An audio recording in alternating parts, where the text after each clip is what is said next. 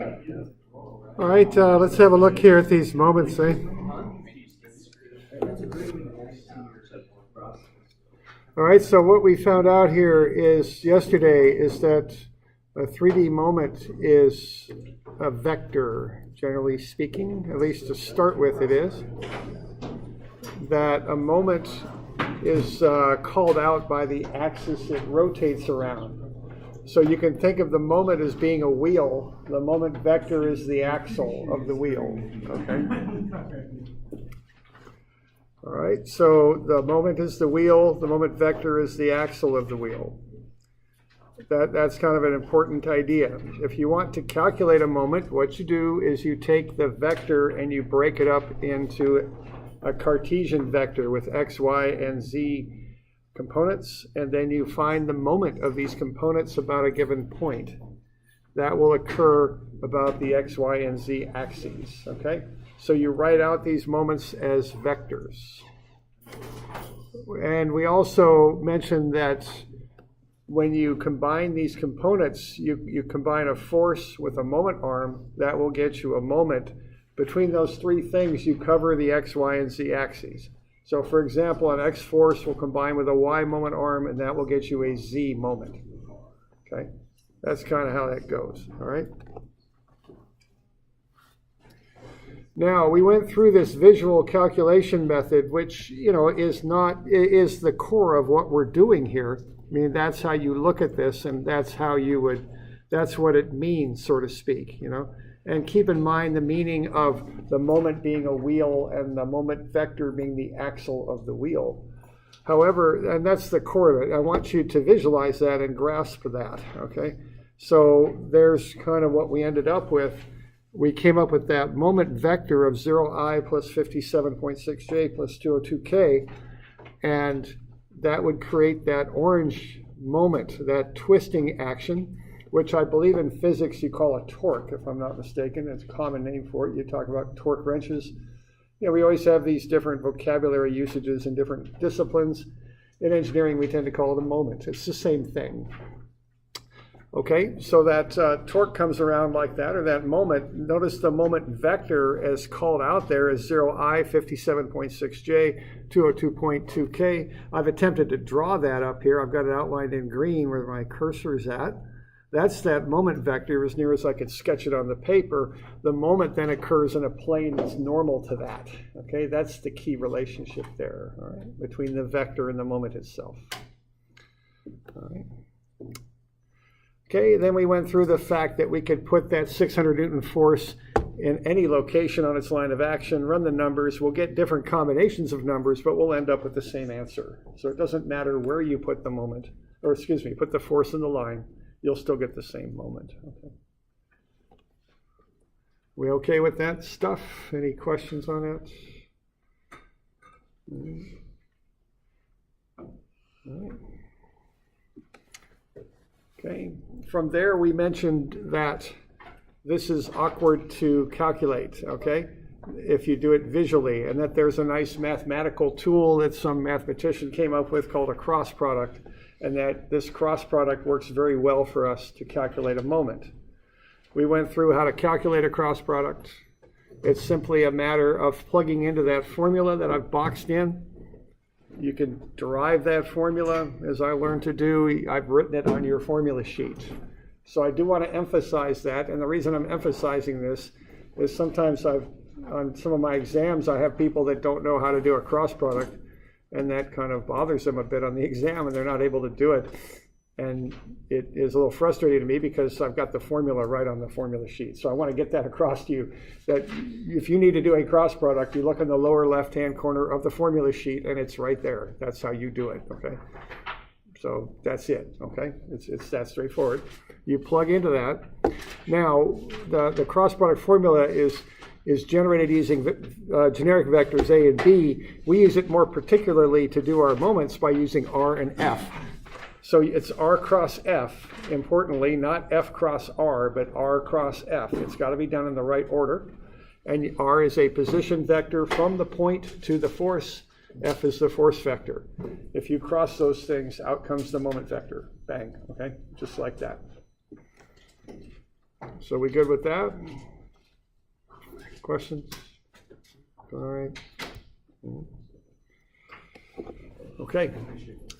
Now let's finish this up then. Okay, so the moment vector is a wheel. The moment vector is the axle of the wheel. That's how you want to think about that. Okay.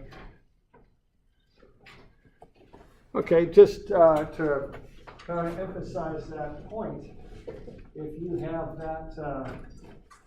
that action going on right there, twisting the lid off of a jar, keep in mind that which way you twist it. Nobody call out an answer here, but everybody just think about that. If you were to draw the moment vector on that sketch, where would you draw it?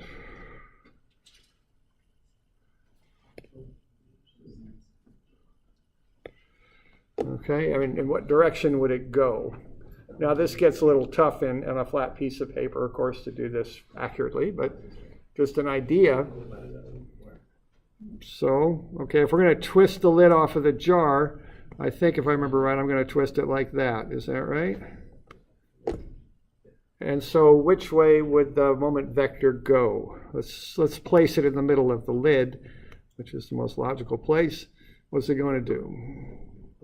Up, down, right, left? Or there might be better ways to describe it. To the right, yeah, okay. Like that, and normal to this plane somehow, so we might indicate that like so. So there's the moment vector. It's to the right because if I twist my right fingers that direction, my thumb points out kind of off to the right. We okay with that? So the representation of this is a little bit abstract, but that's the deal. The moment, or the torque as you call it in physics, is a wheel. The moment vector is the axle of the wheel. That's how I think about that, okay? We good with that? All right, bang, okay, good to go. All right. Okay, now let's do the same problem that we did before, but let's do it in a more sensible, easier way. Let's do it with a cross product. This is how I would definitely recommend you do 3D moments. It's just more automatic, easier to do. It starts off just the same as the previous run at it that we did yesterday. What you do is you find a force vector for the BC. You find the vector that goes from B to C. You take the square root of some of the squares and get the length of the vector. You divide through by that and you get a unit vector. Then you scale that up by 600 and get to the force vector. So we've done that before. We're doing it again. You should be to a place now where you can do this if, whenever you need to, okay? So we okay with that? We got a force vector. We're doing okay? All right. Now, put FBC anywhere on line BC and calculate R across FBC. Now, you've got to put the R's on the top here. So it'd be RX, RY, RZ. The force then goes in the second line. So A is equal to the position vector. B is equal to the force vector. That's how that has to be set up. Because A cross with B is not B cross A. B cross A is the negative of A cross B.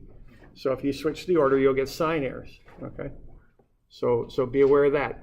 The other thing is the vector goes from A to the force. If you get that turned around, you'll also get sign errors. Now, what do you suppose happens if you take the vector from the force to the point and switch F, instead of using R cross F, you go F cross R? How will your answer come out?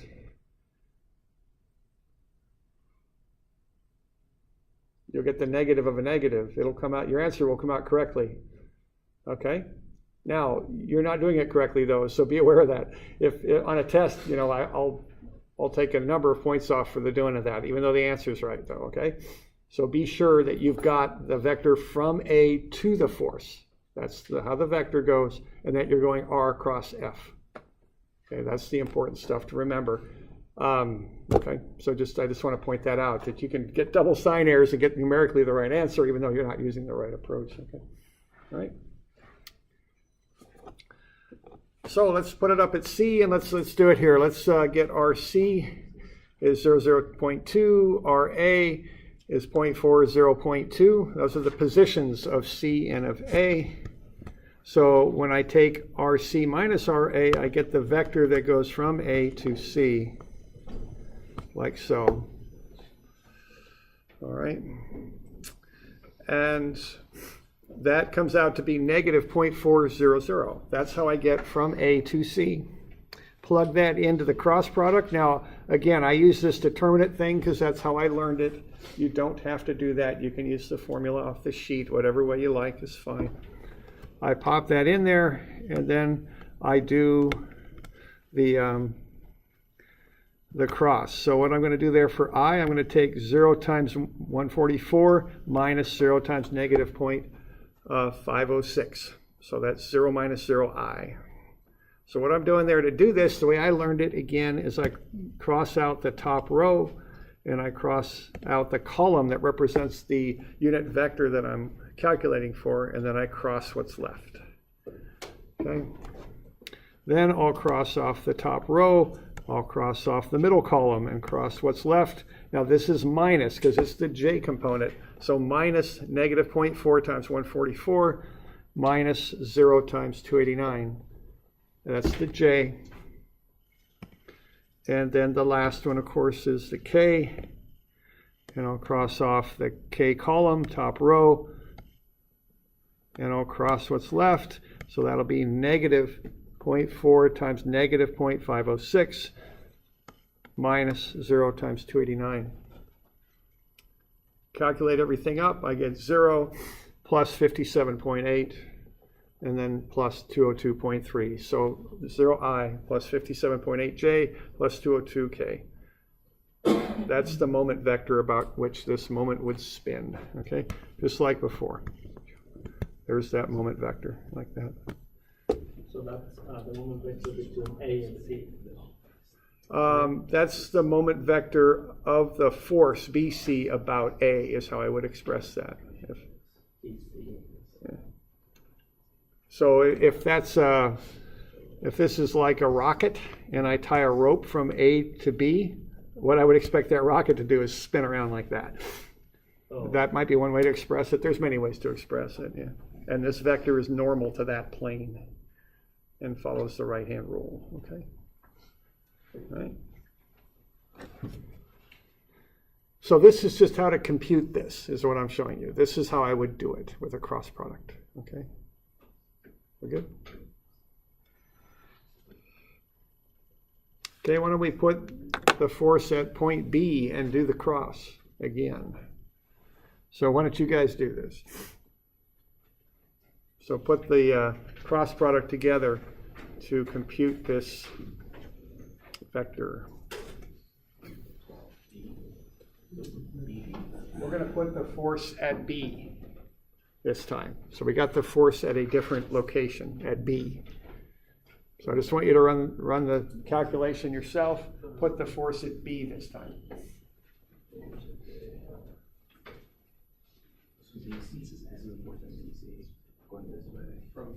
Yeah, and so now you want it coming the opposite? No, I just want you to, we put the force at C for that first calculation. Okay. So I was pushing it this way. We used to do wrong A's. No, you gotta go back. Oh, they're already done this. So we did this, that's using the position vector with the force at C. Oh, we're not pushing it. Put the force at C. Put the force at B. So the only thing that's going to change here is your position vector. Based on that. And then it's on, it's on that plane. Yeah, well, it's on the XY plane. Yeah, then so it's easier. So, Oh, I see. if we have this one, we use this one, or B, the top, and then, or A is this one, minus this one, that's correct. Yeah. Also, you subtract it off. Remember to subtract it, just come up with that position vector from A to B. So you want that position vector from A to B, is what you want. It's just the coordinates. So same vector as last time, but it's stopping B. No, it's not the same vector as, it's the same force vector.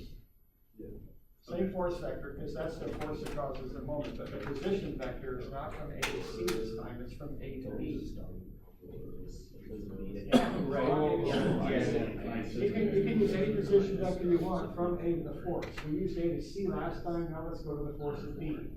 We can go either place, you know. It's easier to actually go to C, because, you know, that was zeros in it, but you can also go to B, and I want you to do this using B this time, from A to B. Yeah.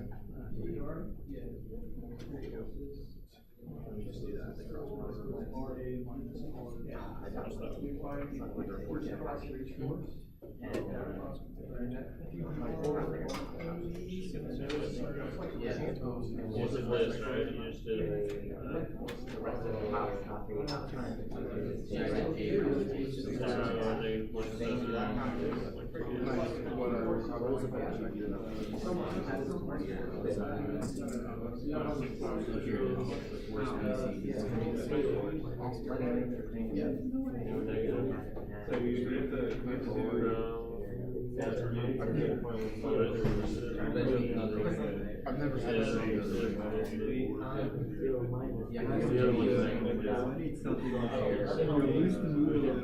It's just the position. So we're doing Just like the cross. You want your R on it. That's our 0. This is our but we're using R equals B. And we need, so it's R, C, Right, so when you see R, C, minus 84, and now it's A minus B. This is like you did that, so I was making sure that. Oh, sorry, yes, it's gonna be A, which means C minus A, the new one. Yeah. Oh, you're making it A. Yes. Oh, I was going on A. Oh, man.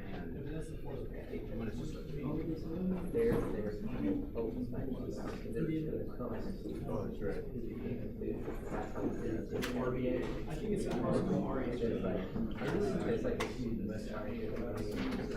You don't get the position vector from A to B? Yeah. It's from A to B. Yeah, which means R, A. No, when I do it, R, A, B, you do it in reverse. Okay.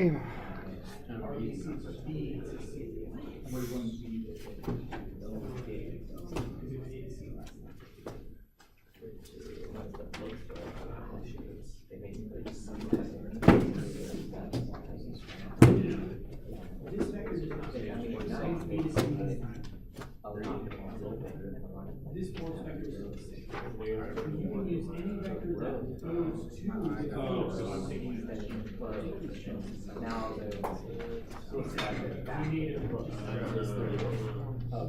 Yeah, I lost my waterfall. It was the last thing I had. I need to remember.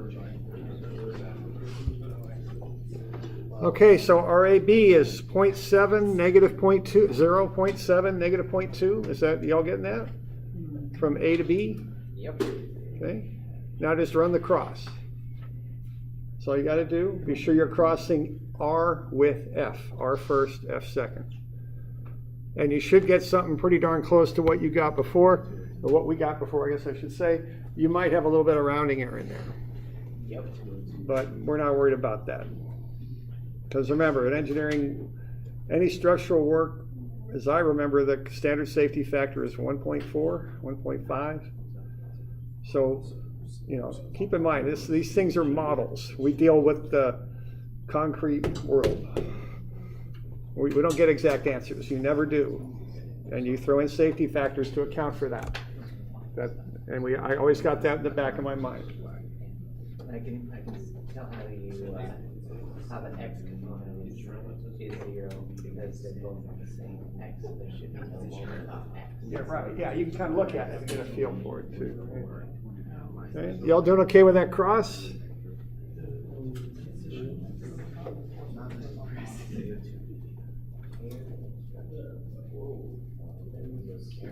No, I'm actually going to fix it right now.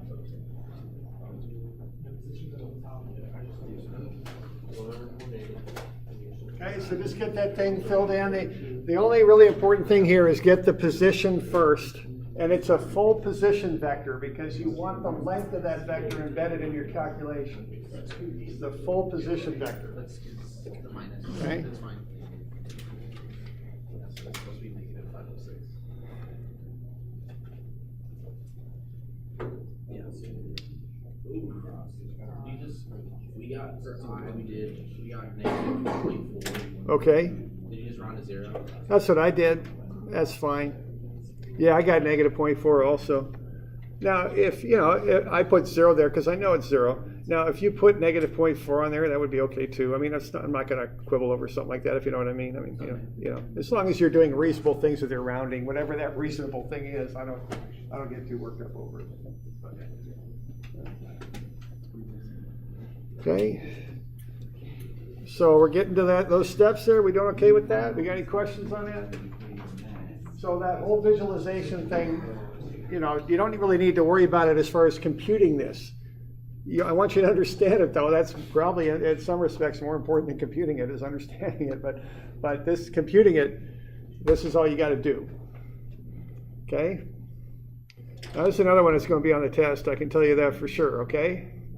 So just be sure you can do this mechanically. Well, that's a good question. The question now is, when is the midterm?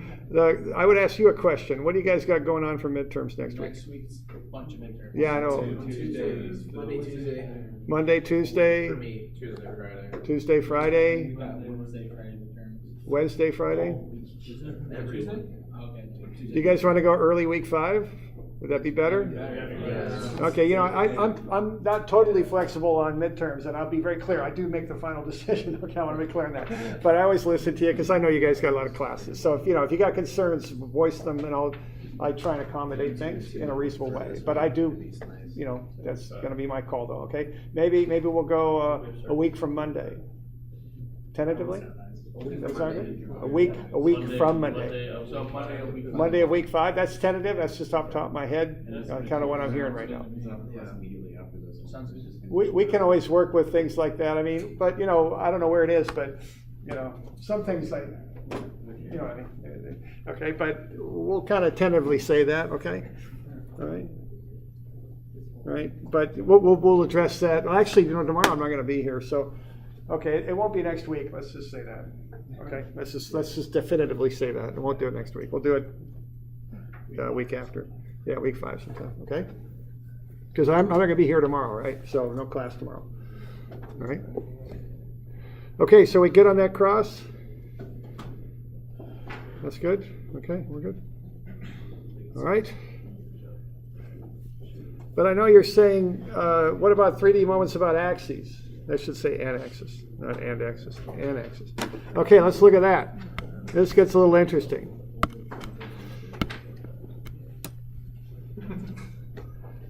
So there's a 3D moment about an axis.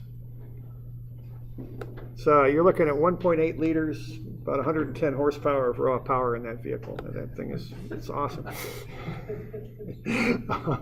So the hood's propped open, right? So what we got here, we got a force doing that, holding the hood open. Okay, that would create a 3D moment about any of the point you want to look at on the hinge line of the hood. But what we do by putting hinges in this hood is instead of this moment going around like that, do I have a picture of that? I don't.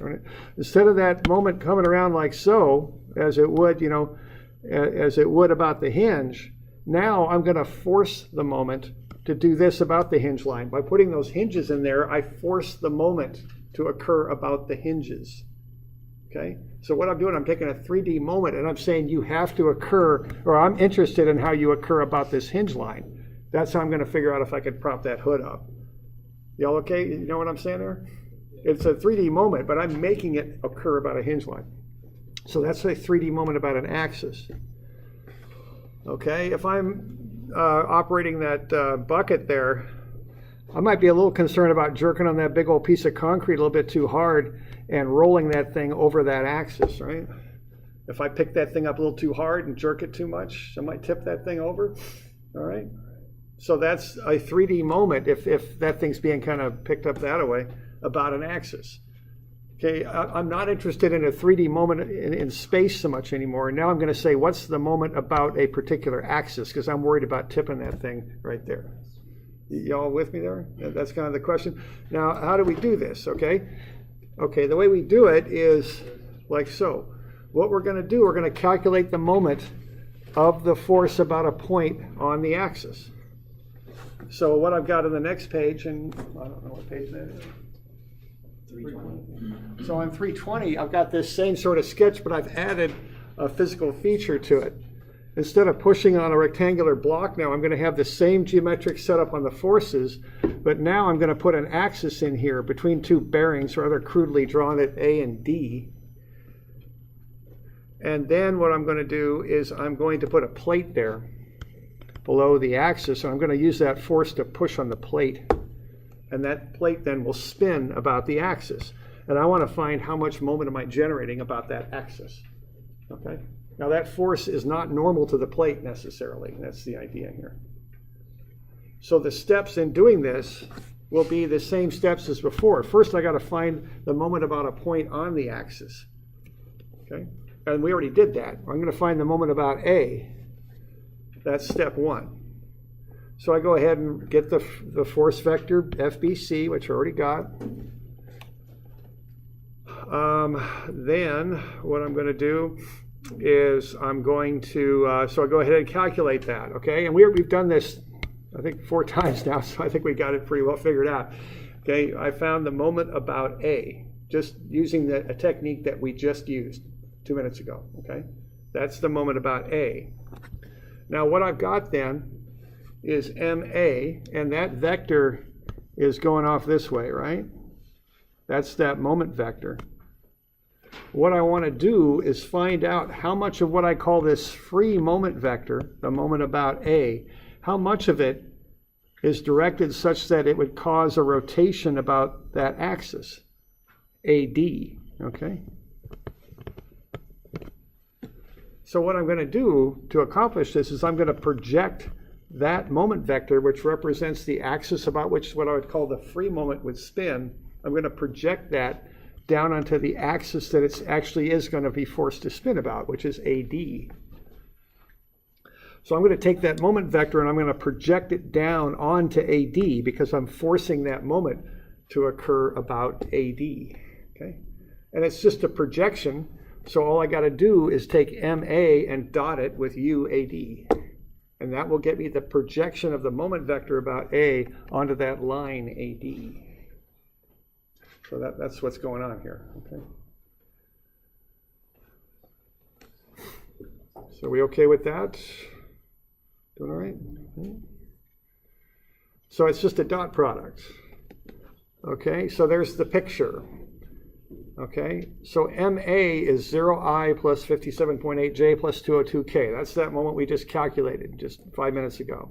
That's that green vector going up and to the right from A. That's the moment vector. This one. But I'm going to, and that's the axle about which this free moment would spin. If that vector BC is acts freely in space, it would cause a moment normal to that moment vector. Okay, the moment would occur in a plane normal to the moment vector. But now I'm going to say, no, you can't just spin freely. I'm going to make you spin about AD is what I'm going to do. So what you're going to do is project the moment vector onto line AD, and that's done with a dot product onto a unit vector for AD. Just like we did with forces, you can project moments. Okay. So what I'm going to do then is I find the position vector from A to D. Okay, and this is all done on you on 320. I got RD is 0.7.2, RA is 0.40.2. I'm going to subtract them and I'm going to get RAD, negative 0.4.70. Yes? When we calculated MA, did we use the points for the vector AC and BC? You're right, we did. And CC is no longer pressing on that point, though. BC is, the force still goes from B to C. And I think I know what you're saying, that we calculated the moment about A without any use of AD. Is that kind of where you're going with this? Well, Or it's just that the box isn't there anymore. We're pressing on a plate in the center of the box now, right, you're right. The box isn't there anymore, but the vector still goes from B to C in space. So I still use the same. Just to get in A. Yeah, the geometry is the same. The physical situation has changed, but it's just about the geometry to get the moment. That's the deal. Okay. All right. We good? Good? Okay. So what I do next is now, all I got to do is get a moment about any point on this axle line, any point on this axis. We've already done it about A, so I just use that, okay? I've already got that. And then what I'm going to do is find that unit vector from A to D. So what I do, I take D minus A, and I get negative 0.470. I take the square root of sum of the squares, and I get 0.806. I divide through by that, and I get a unit vector from A to D. Okay? And then what I do is I just take a dot product, because I'm finding the projection of MA onto UAD. So this is a dot product. I take the MA vector, 0, 57.8, 202.3, and I dot it with UAD, negative 0.496, 0.868, and 0. So I just multiply the like components together and add up the products. In this case, it's 50.2 Newton meters. Yeah, question there. So would you be using that moment at A and be able to find any other moment? I think you said that. Once you find a moment at one point, you would just multiply the unit vector of the distance of wherever you want the force or the moment you want to find the moment at. Like, because you found the moment at A, Right. and you multiply that by the unit vector AD to find I dot product. or you did the dot product of that, Yeah. and then that gets you your vector or your moment. Yes. Okay.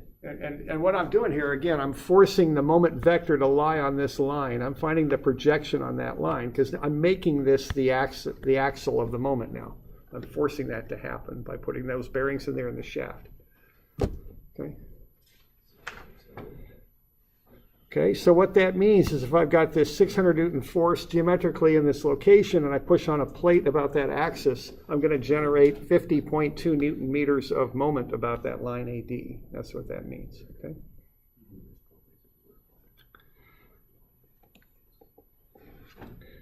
And then if I want that in a vector form, I take the magnitude, the 50.2, and I multiply it through the unit vector. That's what I'm thinking.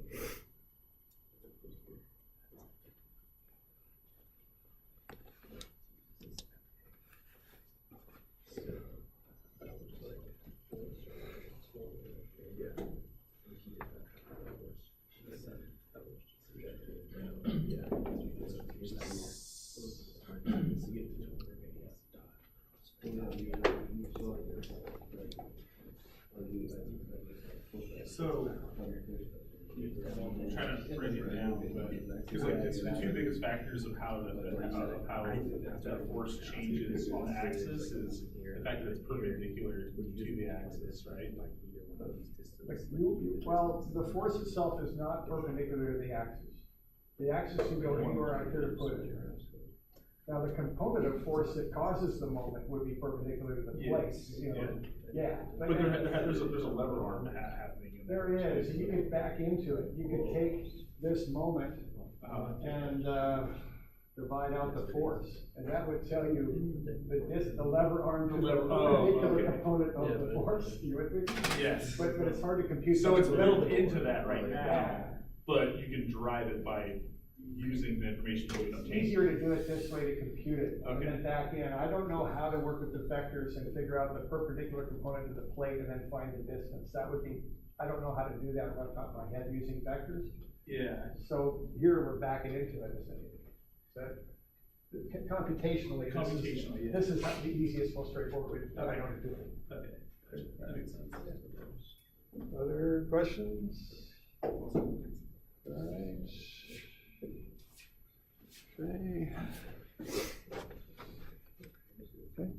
Okay, so that's it on 3D moments. You doing all right? Yeah. You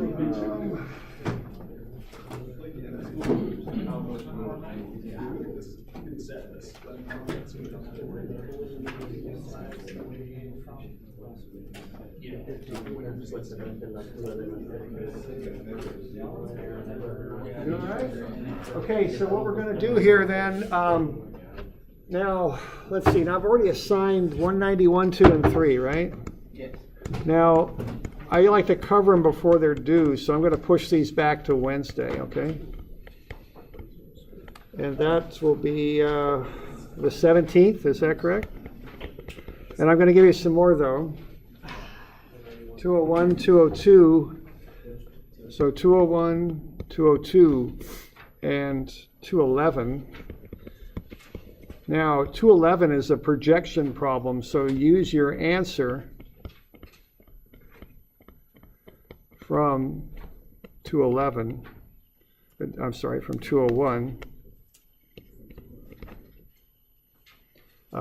to do 211.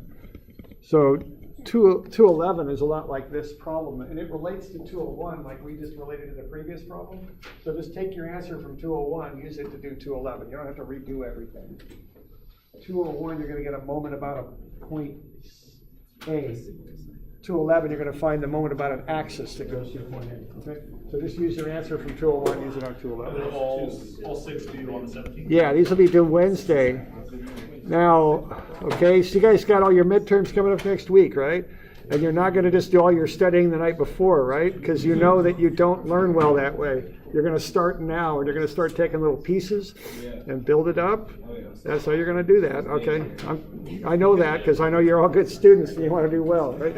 And you're also going to stay on top of the statics too, enough to keep current with it, right? Yes. Okay, that's good. That's how we do that, okay? Yeah.